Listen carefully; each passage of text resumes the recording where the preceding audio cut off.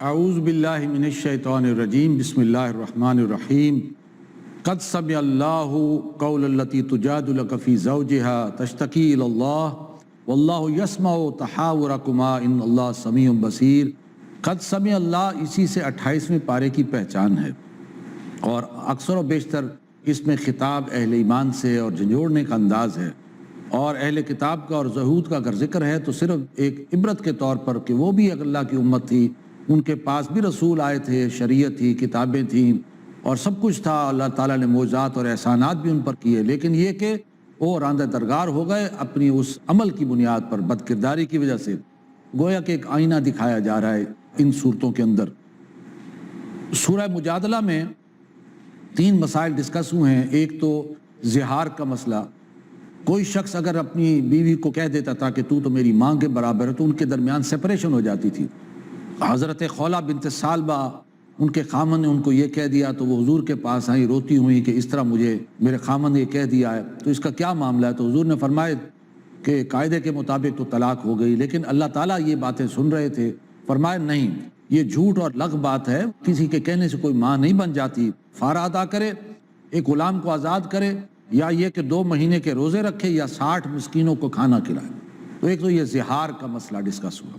دوسرا نجوہ کا، منافقین جو تھے وہ آپس میں جب بیٹھتے تھے تو جتھا بنا کر بیٹھتے تھے، خسر پسر کرتے تھے آپس میں، زیر لب مسکرانا، کنکھیوں سے دیکھنا اور توجہ جو ہے حاصل کرنا، دوسروں کو غلط مشورے دینا اور قیادت کے احکام کو نہ ماننے کے جو ہے مشورے دینا، اس طرح کا ایک جتھا بندی کرتے تھے۔ اس کا ذکر اللہ نے فرمایا کہ باز آ جاؤ، جو اسلامی جماعت ہے، حزب اللہ ہے، اس کے اندر رکھنا ڈالنے والی یہ کیفیت ہے، کھل کر بیٹھو، سب جس طرح بیٹھتے ہیں۔ تو جب نبی اکرم صلی اللہ علیہ وسلم جو ہے گفتگو فرما رہے ہوتے ہیں، اور منفی مشورے مت دیا کرو، یہ نجوہ ہے اور اللہ نجوہ کرنے والوں کو پسند نہیں کرتا۔ تو یہ ذکر ہے۔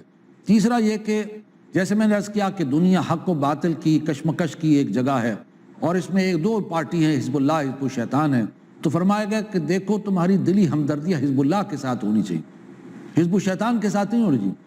اور یہ کہ اگر تمہاری دلی محبت اپنے رشتہ داروں کی طرف یا پرانی دوستیوں کی طرف ہوئی، جبکہ وہ حزب الشیطان کا حصہ ہے، تو پھر وہ حزب اللہ جو ہے وہ آگے بڑھ نہیں سکے گی۔ لہٰذا اس کے لیے ضروری ہے کہ تمہاری دلی محبت جو حزب اللہ کے ساتھ ہو، اور اس میں کوئی پھر یہ نہ دیکھو کہ یہ کس نسل کا ہے، کس رنگ کا ہے، بلکہ یہ کہ چونکہ وہ اللہ کی جماعت ہے اور تمہارا بائی ہارٹ اینڈ سول تو ہے، تم انہی کے ساتھ۔ فرمایا لا تجد قوما یؤمنون باللہ والیوم الآخر، آپ نہیں دیکھیں گے کسی قوم کے کہ جو ایمان رکھتی ہو اللہ اور آخرت کے دن پر، یوادون من حاد اللہ ورسولہ، کہ وہ دلی محبت کرے ان لوگوں کے ساتھ کہ جو اللہ اور اس کے رسول کی مخالفت کر رہے ہیں۔ ولو کانوا آباءہم او ابناہم او اخوانہم او عشیرتہم، خواہ وہ ان کے باپ ہوں، ان کے بیٹے ہوں، اور خواہ ان کے بھائی ہوں اور ان کی رشتہ دار ہوں۔ اور یہ بات نظر آ گئی ہمیں غزوہ بدر کے موقع پر، ایک طرف جو ہے عمر فاروق ہیں اور دوسری طرف ان کے ماموں ہیں، دوسری طرف ایک طرف حضرت ابو بکر صدیق ہیں اور دوسری طرف ان کے اپنے سگے بیٹے ہیں۔ تو اس طریقے سے جو ہے اہل ایمان نے اپنی سابقہ رشتہ داریوں اور جو ہے دوستیوں کو قربان کر دیا صرف اللہ کی رضا کے لیے۔ سورہ حشر میں اللہ تعالیٰ نے فرمایا کہ بنو نذیر جو ایک قبیلہ تھا یہود کا، اور جنہوں نے حضور صلی اللہ علیہ وسلم کے ساتھ سازش کی تو ان کو وہاں سے نکال دیا گیا، یہ ان کا پہلا حشر تھا۔ پھر یہ لوگ جا کر آباد ہو گئے خیبر میں۔ پھر دوسرا حشر ان پر اس وقت آیا کہ جب حضرت عمر فاروق نے ان کو وہاں بیت المقدس ان کے دور خلافت میں ان کو وہاں سے بھی نکال دیا۔ اور تیسرا حشر وہ ہے کہ جب یہ قرب قیامت کے قریب جو ہے یہ سب جو ہے جمع ہوں گے، اور اس وقت ان کی فائنل ایکسٹرمینیشن ہوگی شام کے علاقے میں، جو شام حضور کے زمانے میں بڑا علاقہ تھا شام کا، اس لیے شام کی زمین کو ارض محشر بھی جو ہے وہ کہتے ہیں۔ تو یہ اس کا ذکر ہے۔ آگے فرمایا کہ کیلا دولتم بین الاغنیاء منکم، دیکھو دولت صرف تمہارے اغنیاء امیر لوگوں کے درمیان ہی گردش نہ کرتی جائے۔ یہ یعنی اسلام کا ایک بنیادی معاشی اصول جو ہے وہ دیا جا رہا ہے کہ دولت جو ہے وہ گردش میں رہے اوپر سے نیچے تک، صرف جو ہے اغنیاء کے درمیان، یعنی 1 لاکھ پتی کی بچی جو ہے وہ دوسرے لاکھ پتی کے گھر میں چلی گئی تو گویا وہ جو دولت کی گردش جو ہے وہ تو ایک ہی طبقے میں رہ گئی، بلکہ اس کا فلو جو ہے اوپر سے نیچے ہو۔ اس لیے اسلام کے اندر جو ہے صدقہ اور خیرات ہے، زکوٰۃ ہے، اور اسی طریقے سے عشر ہے، انفاق ہے، قرض حسنہ ہے، وراثت کی تقسیم ہے، تاکہ فلو منی اوپر سے لے کر نیچے ہو۔ یہ ہوگا تو ظاہر بات ہے وہ جو ہیوز اور ہیو ناٹس کا ایک جو فرق ہے جو ایک طبقاتی تقسیم جو ہے پیدا ہو جاتی ہے کہ ایک طرف صرف دولت مند ہیں اور ایک طرف غرباء و مساکین ہیں، اس کی وجہ سے نفرتیں جنم لیتی ہیں. لیکن اگر پیسے کا فلو اوپر سے نیچے ہوگا تو یہ جو ہے طبقاتی تقسیم کے اندر جو ہے ختم ہوگی، کم ہوگی، اور نفرتیں جو ہے وہ آگے نہیں بڑھیں گی، ورنہ اس کے جو ہے مضر اثرات جو ہے وہ پیدا ہوں گے. آگے رسول اللہ صلی اللہ علیہ وسلم فرمایا گیا کہ وما آتاکم الرسول فخذوہ وما نہاکم عنہ فانتہوا. رسول تمہارے معاملات میں، وہ چاہے سیاسی معاملات ہوں، معاشی ہوں، معاشرتی ہو، گھریلو معاملات ہو، رسم و رواج کے معاملات ہوں، جو کچھ رسول تمہیں دے دے وہ لے لو، اور جس چیز سے رسول روک دے تم اس سے رک جاؤ. اس کا عمومی مفہوم ہے. یعنی اصل رسول اللہ صلی اللہ علیہ وسلم اللہ کے نمائندے ہیں، ان کی اطاعت ہم پر واجب ہے، اور وہ صرف اپنے دور کے لیے مرکز ملت نہیں، بلکہ یہ کہ وہ پورے یعنی تا قیامت تک مسلمان جتنے بھی آئیں گے ان سب کے لیے رسول اللہ صلی اللہ علیہ وسلم کی اطاعت واجب ہے. لہٰذا وہ جو ہے ہر دور کے لیے مرکز ملت ہیں. اس لیے اللہ نے فرمایا وَمَن يُطِعِ الرَّسُولَ فَقَدْ أَطَاعَ اللَّهَ. جو رسول کی اطاعت کرتا ہے وہ در حقیقت سب کی جو ہے اللہ کی اطاعت کرتا ہے. آگے اللہ کو بھلا دینے کی ایک سزا کا ذکر آیا اور فرمایا وَلَا تَكُونُوا كَالَّذِينَ نَسُوا اللَّهَ. دیکھو ان لوگوں کی طرح نہ ہو جاؤ کہ جنہوں نے جب اللہ کو بھلا دیا فَأَنسَاهُمْ أَنفُسَهُمْ، تو اللہ نے انہیں اپنے آپ سے غافل کر دیا. اولئک هم الفاسقون، اور یہی لوگ اصل میں نافرمان لوگ ہیں. انسان جب اللہ کو بھلاتا ہے تو کیوں بھلاتا ہے؟ اس لیے بھلاتا ہے اس کے لیے مقدم دنیا ہے، اس کے لیے مقدم یہ مادی دنیا ہے اور یہ کائنات ہے، اس لیے بھلا دیتا ہے. اور اسی کے اندر جو ہے وہ پڑھ کر کافر کی یہ پہچان کے آفاق میں گم ہے، اور یہ کہ یہ مال و دولت دنیا، یہ رشتہ و پیوند بتان وہم و گما لا الہ الا اللہ. تو انسان جب اللہ کو بھلا دیتا ہے تو اللہ نے فرمایا اس کی سزا یہ ہے ہم اس کو اپنے آپ سے غافل کر دیتے. اب دیکھیں کوئی انسان اپنے آپ سے غافل نہیں ہوتا. کسی کو سوئی لگائی جائے، چبھن ہوگا تو فوراً جو ہے ریئیکٹ کرے گا کہ یہ میرے ساتھ کیا ہو رہا ہے. کسی کو پھنسی نکل آئے تو وہ غافل تو نہیں ہوتا. کوئی اپنی بھوک سے غافل نہیں ہوتا، کوئی اپنی پیاس سے غافل نہیں ہوتا، کوئی اپنے شہوانی جذبات سے غافل نہیں ہوتا، بلکہ وہ نکاح کرتا ہے، شادی کرتا ہے. تو کوئی انسان اپنے آپ سے غافل نہیں ہوتا. لیکن اللہ فرماتے ہیں کہ ہم نے ان کو اپنے آپ سے غافل کر دیتے. اس کا مطلب کیا ہے؟ مطلب یہ کہ انسان اپنی عظمت سے غافل ہو جاتا. اور یہی وجہ کہ آج مغربی تہذیب جو سزا کاٹ رہی وہ یہی ہے کہ وہ کہتے ہیں مین از اے سوشل اینیمل، کہ انسان تو ایک حیوان ہے جیسے، بس فرق اتنا ہے تو ہم تو چمپینزی کی اولاد ہیں، اور فرق اتنا جیسے گھوڑے اور گدھے میں فرق ہے. تو اصل میں اس کی سزا یہ ہے کہ وہ اپنی عظمت سے غافل ہے. لہٰذا یہ وہ سزا ہے کہ جس میں آج نوع انسانی جو ہے گزر رہی ہے. اللہ کو بھلانے کی وجہ سے وہ اپنی عظمت سے غافل ہو گیا. آگے فرمایا سورہ ممتحنہ میں فرمایا کہ اللہ کے دشمنوں سے کوئی دوستی اور تعلق تمہارا باقی نہیں رہنا چاہیے. جیسے کہ پہلے سورت میں بھی آیا کہ تمہاری دلی دوستی جو ہے اب اہل ایمان حزب اللہ کے ساتھ. وہی بات یہاں پر فرمائی یا ایھا الذین آمنوا لا تتخذوا عدوی وعدوکم اولیاء. اہل ایمان دیکھو میرے اور اپنے دشمنوں کو دوست مت بناؤ. یعنی وہ اصل میں چونکہ حق کے دشمن ہیں، اصل میں تمہاری دوستی تو حق کے ساتھ، انبیاء کے ساتھ، پیغام ربانی کے ساتھ ہونی چاہیے. اور اس کے اعتبار سے تمہارا اصل دوست اللہ ہے اور اس کا رسول ہے اور اہل ایمان ہے. تو دوستی کے پیمانے بھی جو ہے تمہاری پرائورٹی جو ہے وہ بدل جانی چاہیے. یہی ایمان کی کسوٹی ہے. آگے حضرت ابراہیم علیہ السلام کا ذکر ہے کہ حق و باطل کی کشمکش میں انہوں نے بہرحال یہ قربانی دی کہ اپنا آبائی وطن، اپنی قوم، اپنا والدین سب کو چھوڑ کے محض اللہ کی رضا کے لیے جو ہے اس جگہ کو چھوڑ دیا اور جو ہے وہ اس سرزمین کو چھوڑ دیا. گویا کہ یہ اصل میں اللہ کے ساتھ وفاداری کی بہترین مثال جو ہے وہ ابراہیم علیہ السلام کی زندگی بھی ہمیں نظر آتی ہے. اسی طرح صحابہ کرام حضور صلی اللہ علیہ وسلم کہ اللہ کی رضا کے لیے انہوں نے ہجرت کی اور مکہ سے مدینہ چلے گئے. تو بہرحال ابراہیم علیہ السلام کی دعا کا ذکر ہے کہ جاتے ہوئے انہوں نے یہ دعا کی ربنا لا تجعلنا فتنة للذین کفروا واغفر لنا ربنا. اے رب ہمارے تو ہمیں ان کافروں کے لیے تختہ مشق نہ بنا. اے رب ہمارے ہمیں بخش دے، بے شک انک انت العزیز الحکیم، تو ہی زبردست ہے، حکمتوں والا ہے.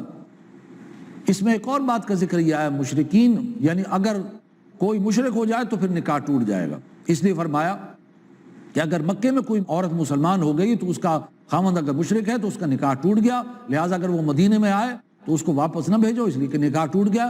ہاں البتہ جو ہے وہ اس مشرک خاوند کا حق مہر اس کو لوٹا دو. اسی طرح تمہاری اگر کوئی بیوی مشرک ہوگی جبکہ تم اسلام لے آئے ہو تو تمہارا نکاح ٹوٹ گیا اور اپنی عورت کو روانہ کر دو، اور یہ کہ اس کے عورت کے رشتہ داروں سے اس کا حق وصول کر لو. اور اگر وہ نہ دیں تو جو نو مسلم عورت آ رہی تھی مکے سے اور اس کا تم نے حق مہر لوٹانا تھا تو وہ اس کو نہ لوٹاؤ، بلکہ اس مسلمان کو دے دو جس کے جو ہے حقوق جو ہے وہ غصب کر لیے گئے ہیں۔ اسی پر وقفہ کرتے ہیں اور اس کے بعد انشاءاللہ دوبارہ ملاقات ہوگی۔ بسم اللہ اولہ و آخرہ۔ 28ویں پارے کے بیان میں آپ کو دوبارہ خوش آمدید کہتا ہوں، اور اس سے پہلے ہم سورہ ممتحنہ کے حوالے سے گفتگو کر رہے تھے۔ اس کے ضمن میں اس کے بالکل آخر میں اللہ تعالیٰ نے خواتین کی بیعت کا ذکر کیا ہے۔ یہ بات پہلے میں عرض کر چکا ہوں سورہ فتح میں کہ وہ صلح حدیبیہ اور بیعت رضوان کے گرد جو ہے وہ گھومتی ہے، اور اس میں جو ہے اہل ایمان نے حضور صلی اللہ علیہ وسلم کے ہاتھ پر بیعت کی تو اللہ نے فرمایا کہ اللہ راضی ہو گیا ان سے کہ جو آپ سے بیعت کریں وہ درخت کے نیچے۔ تو یہاں پر خواتین یہ محسوس نہ کرے کہ معاملے کے اندر شاید ہمیں علیحدہ کیا جا رہا ہے، تو خواتین کی بیعت کا بھی ذکر ہے، اور آپ نے مردوں سے بھی بیعت لی اور خواتین سے بھی بیعت لی۔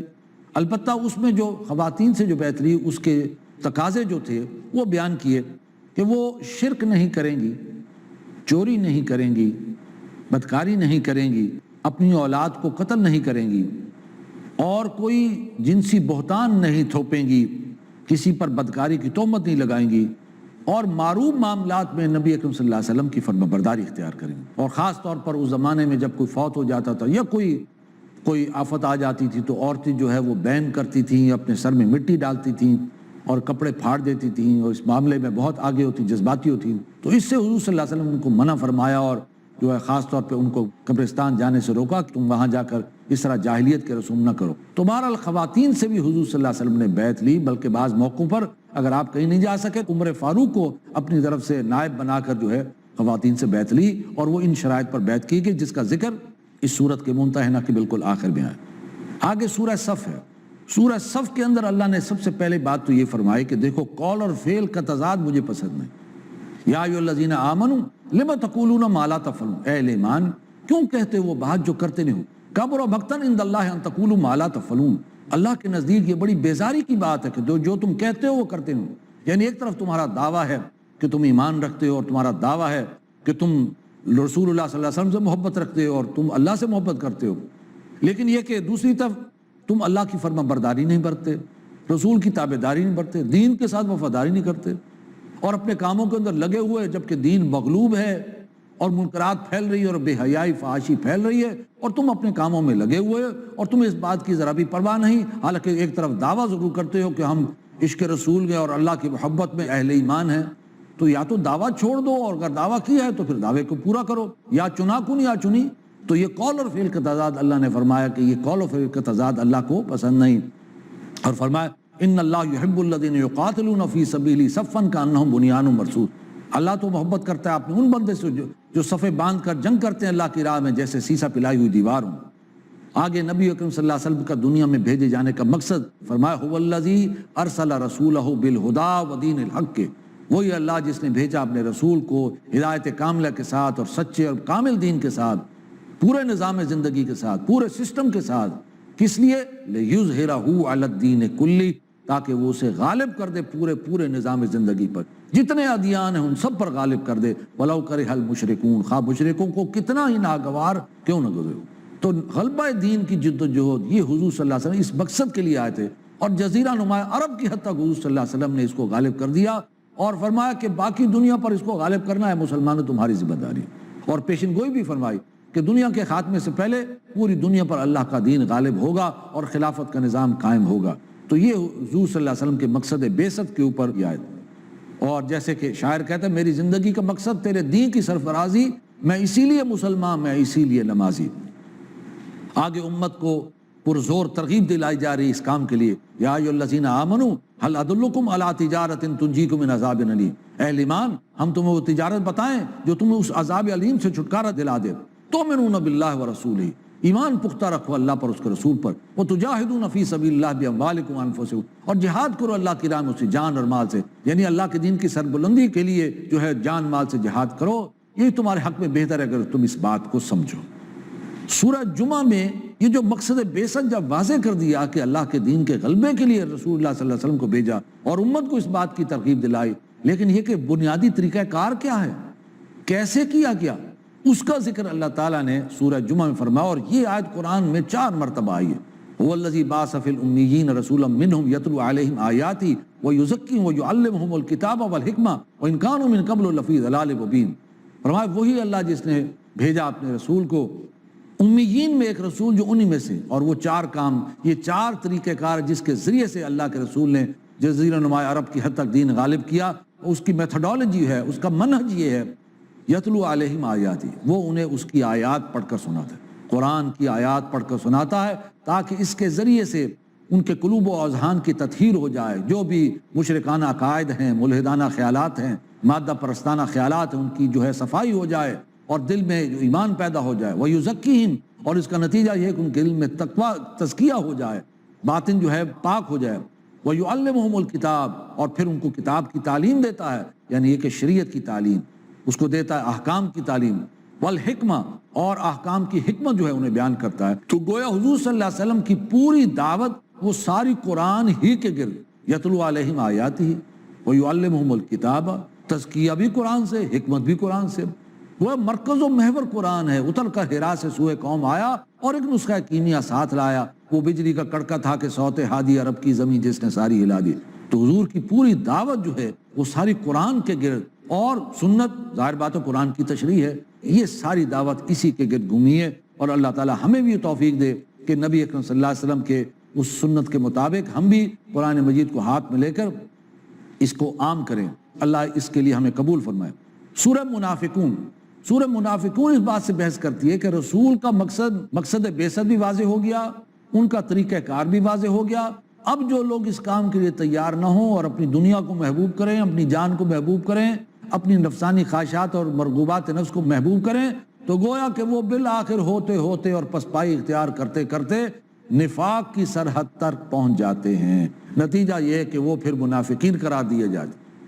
تو اصل جو اس کا سبب یہ ہے وہ جان اور مال محبوب، اور اس کے لیے پھر وہ دین کے پسپائی اور اس کی محنت و جد و جہد سے اعراض عن الجہاد کرنا۔ لہٰذا فرمایا اذا جاءک المنافقون، اے نبی جب آپ کے پاس یہ منافق آتے ہیں، قالوا نشهد انک الرسول اللہ، گواہی دیتے ہیں کہ آپ اللہ کے رسول ہیں۔ اللہ بھی جانتا ہے کہ آپ اس کے رسول ہیں، لیکن اللہ گواہی دیتا ہے کہ یہ منافق جھوٹے ہیں، یہ جھوٹ بولتے ہیں، جھوٹے بہانے کرتے ہیں، جھوٹی قسمیں اٹھاتے ہیں، ان کے دلوں میں مسلمانوں کے لیے جو ہے وہ بغض اور بیر ہے۔ اور فرمایا یہی اصل میں جو ہے ان کے نفاق کا سبب ہے کہ مال اور جان ان کو زیادہ محبوب ہے، اور دین کی جو محنت اور کوشش ہے اس سے جی چراتے۔ اس کا علاج یہ ہے کہ اللہ کی راہ میں خرچ کرو، وہ انفقو۔ تو نفاق کے ساتھ اگر ایک الف لگ جائے تو گویا انفاق بن جائے گا، اور یہی اس کا علاج ہے کہ لگاؤ، کھپاؤ، جان مال کو لگاؤ اللہ کی راہ میں، تو اللہ تعالیٰ یہ مرض نفاق تمہارے دل سے نکال دے گا۔ سورہ تغابن میں یہ حقیقت ایمان پر بڑی جامع صورت ہے، اور اس میں اللہ تعالیٰ نے ایمان کے ثمرات اور لوازم کا بیان فرمایا، یعنی جس کے دل میں ایمان ہوگا تو ایسا درخت نہیں ہے کہ جو لنڈ مڑ قسم کا درخت ہو، اس کو نہ پتے آئیں نہ پھل پھول آئیں۔ جس کے دل میں ایمان ہوگا تو یہ چیز اس کی سیرت و کردار میں نظر آئے گی۔ اور وہ ثمرات کیا ہیں؟ اس میں سب سے پہلی چیز ہے تسلیم و رضا کی کیفیت۔ انسان پر بہرحال مشکل حالات، تکلیفیں آتی ہیں، لیکن یہ کہ راضی برضائے رب، رضائے رب پہ راضی رہے۔ یہ حرف آرزو کیسا، خدا خالق، خدا مالک، خدا کا حکم تو کیسا۔ تو سب سے پہلا ثمرہ یہ ہے کہ انسان تسلیم و رضا کی کیفیت اگر پیدا ہو جائے تو گویا ایمان ہے۔ اور اگر جتنا انسان پریشان ہو، جتنا ہی غم و غصہ ہو، جتنا ہی اس کو خوف ہو، ماضی کا جو ہے غم ہو اور مستقبل کا خوف ہو، اور دل میں امن اور سکون نہیں، تو گویا کہ وہ اتنا ہی ایمان سے ابھی دور ہے۔ اس لیے کہ ایمان کا مادہ امن سے بنا ہے، اور اگر ایمان ہے تو گویا دل میں امن ہوگا، سکون ہوگا، اور اگر ایمان نہیں تو امن جو ہے وہ غارت ہو جائے گا، اور خوف پیدا ہو جائے گا مستقبل کے کہ فلاں بھی مجھے تو نقصان نہ پہنچا دے، فلاں بھی میرے ساتھ دھوکہ نہ کر لے، اور ماضی کا غم ہوگا، یہ میرے ساتھ کیوں ہوا، یہ کس نے کیا، یہ کیسے ہوا، یہ فلاں نے کیا، یہ اس نے کیا، یہ، اور اس طرح پیچ و تاب کھائے گا، غصہ کھائے گا۔ جتنا زیادہ یہ غم اور غصہ کرے گا اتنا گویا کہ وہ حقیقی ایمان سے دور ہے۔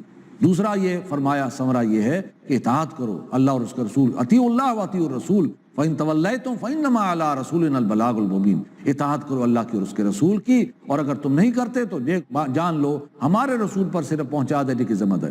تو مومن کی زندگی جو ہے، اگر مومن ہے تو اللہ اور اس کے رسول کی اطاعت کے دائرے کے اندر وہ ساری جد و جہد ہوگی۔ تیسرا ثمرہ یہ ہے کہ وہ اللہ پر توکل، اعتماد اور بھروسہ، محنت ضرور کرے گا، کوشش کرے گا، لیکن یہ کہ نتیجہ وہ بالآخر اللہ پر چھوڑے۔ چوتھا یہ کہ گھر والوں کے ضمن میں وہ خود تو محتاط رہے گا، لیکن دوسروں کے معاملے میں عفو اور درگزر بالکل جو ہے سخت گیری نہیں، ہاں خود تو اپنے آپ کو بچا کے رکھے گا کسی حرام سے، کسی غلط کام سے، لیکن اولاد کو بھی تربیت کرتا رہے گا، سمجھاتا بھی رہے گا آل اولاد کو، لیکن یہ کہ اس کے معاملے بہت سخت گیری نہیں، بلکہ وَإِن تَعْفُوا وَتَصْفَحُوا وَتَغْفِرُوا فَإِنَّ اللَّهَ غَفُورٌ رَحِيمٌ، اگر تم معاف کر دو، درگزر کر دو، بخش دو تو اللہ بھی غفور رحیم۔ پانچویں اور آخری بات یہ کہ مال اور اولاد کو فتنہ اور آزمائش سمجھے، ایسٹ نہ سمجھے کہ جتنا مال جتنا زیادہ اولاد ہے گویا کہ ایسٹ ہے اور اللہ مجھ سے راضی ہے، اور جو یہاں راضی ہے وہ وہاں بھی راضی ہے، نہیں، آزمائش کے لیے تمہیں دیا گیا۔ اور اس کے آخر میں جو ہے آئلی سورہ طلاق اور تحریم، یہ انسان کی جو گھریلو اور آئلی زندگی ہے اس کی دو انتہاؤں پر بحث کرتی ہے۔ اگر تو شوہر بیوی کے درمیان عدم میں موافقت پیدا ہو جائے، حالات اتنے بگڑ جائیں کہ دونوں طرف مصالحت کے باوجود جو ہے معاملہ نہ چلے، تو پھر اس کے لیے راستہ اللہ نے طلاق رکھا ہے اور اس کو جو ہے ڈسکس کیا ہے سورہ طلاق میں۔ اور دوسری اس کی بالکل اپوزٹ کیفیت سورہ تحریم میں بیان کی ہے کہ اگر شوہر بیوی کے درمیان الفت اور محبت اتنی بڑھ جائے کہ اللہ کے حدود ٹوٹنے لگ جائیں تو یہ بھی گویا کہ اچھی چیز نہیں ہے۔ دو انتہاؤں کے مابین توازن اور اعتدال کی زندگی ہونی چاہیے۔ اور حضور صلی اللہ علیہ وسلم کی زندگی کا ایک واقعہ کہ آپ نے شہد کو ایک دفعہ اس کے کھانے کو اپنے اوپر حرام ٹھہرا لیا، ایک حلال چیز کو، تو فرمایا یا ایھا النبی لما تحرم ما احل اللہ لک، اے نبی آپ کیوں حرام ٹھہراتے ہیں اس چیز کو جو اللہ نے آپ کے لیے حلال ٹھہرائی؟ تبتغی مرضات ازواجک، صرف اپنی ازواجک اپنی بیوی کی مرضی کی وجہ سے اور اس کی خوشنودی کی وجہ سے؟ اللہ غفور رحیم، اللہ بخشنے والا رحم کرنے والا ہے۔ آپ نے کوئی جان بوجھ کر ایسا نہیں کیا، بلکہ بربنائے طبع بشری ایسا ہوا ہے۔ تو ایسا نہ کیجئے کہ صرف اپنی بیوی کی جو ہے رضا جوئی کے لیے آپ اللہ کی حلال کردہ چیز کو حرام ٹھہرا لیں۔ یہ اصل میں سورہ تحریم کا جو ہے، اور اس میں آگے اولاد کی جو ہے تربیت کے بارے میں فرمایا یا ایھا الذین آمنوا قوا انفسکم واہلیکم نارا، اہل ایمان بچاؤ اپنے آپ کو، اہل و عیال کو اس آگ سے کہ جس کا ایندھن بنیں گے انسان اور پتھر۔ اولاد کی تربیت جو ہے اس ضمن میں گھریلو زندگی سے متعلق، اور آخر میں جو ہے عورت کے بارے میں فرمایا کہ عورت کا اپنا تشخص ہے، دنیا میں بھی اس کا اپنا، وہ اپنی جائیداد رکھ سکتی ہے، اس کا حق مہر ہے، اور جو ہے وہ اپنی کوئی جو ہے مال و زر اپنے پاس رکھ سکتی ہے۔ اسی طرح آخرت میں بھی اس کا اپنا تشخص ہے، وہ ڈیپینڈنٹ نہیں ہے کہ اس کا شوہر نیک ہے تو وہ اس کے ساتھ جائے گی، نہیں، وہ اس کا اپنا تشخص ہے۔